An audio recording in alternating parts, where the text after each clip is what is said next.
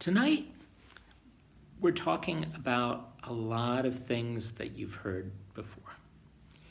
And it's a story that has a lot of good music that's been made about it. Christmas carols, because we're reading through the story about Christmas, which is about the birth of Jesus. And so here is one of many, many, many, many, many pictures that have to do with it. Painters and artists, they love to draw paintings of this. And it's a time, and it's something that makes everybody very happy. And this picture, I bet you already can tell me who the people in the picture are. Riding up on that donkey, there's a lady, it looks like she might be getting ready to have a baby, and her name was, Mary.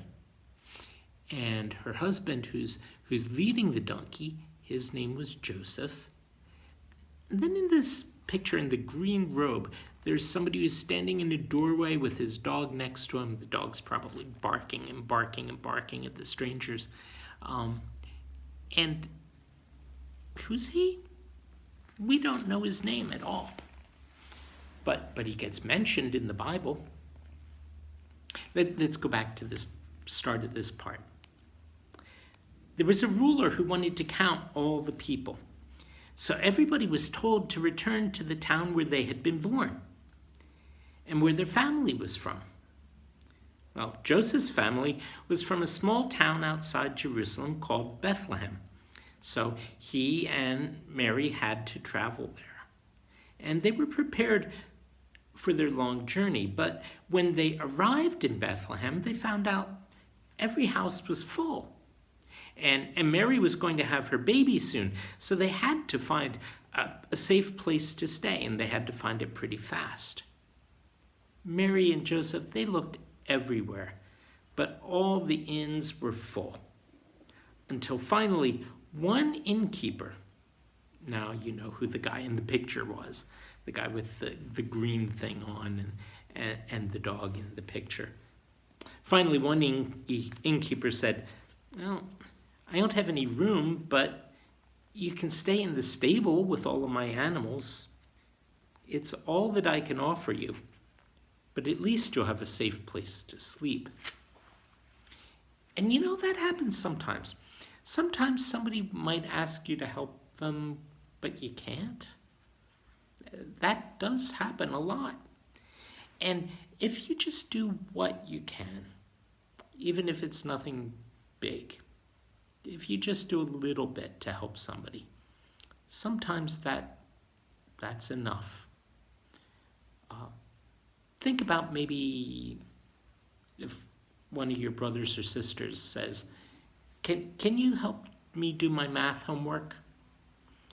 And, well, they're actually better off if they do it themselves. But if they get stuck, maybe you can help them a little bit, just a little bit. And that's enough to get them kind of over the spot, and then they can go from there. Or if you can show them how to put one shoe on, they can put their other shoe on. And it helps. Or, maybe somebody's hungry and you've got a sandwich. You can share a little bit of your sandwich with them. You eat half and they eat half.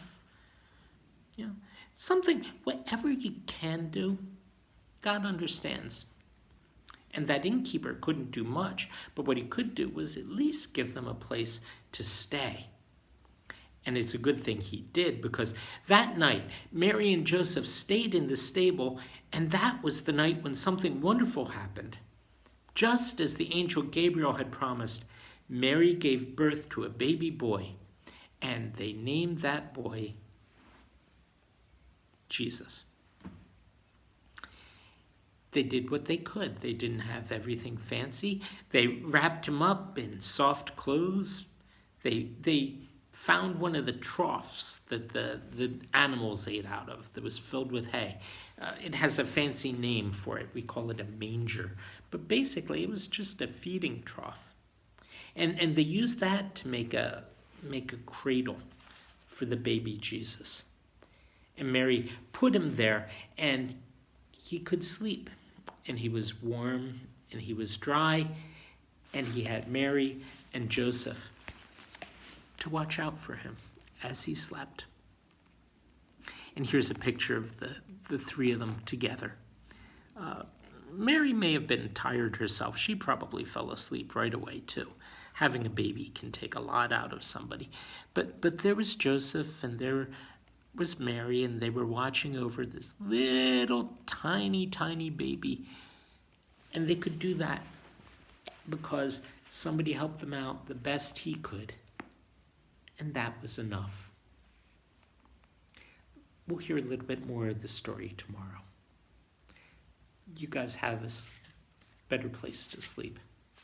So lay down, sleep. Your parents will take care of things overnight. Don't worry about anything. Just rest well. See you tomorrow.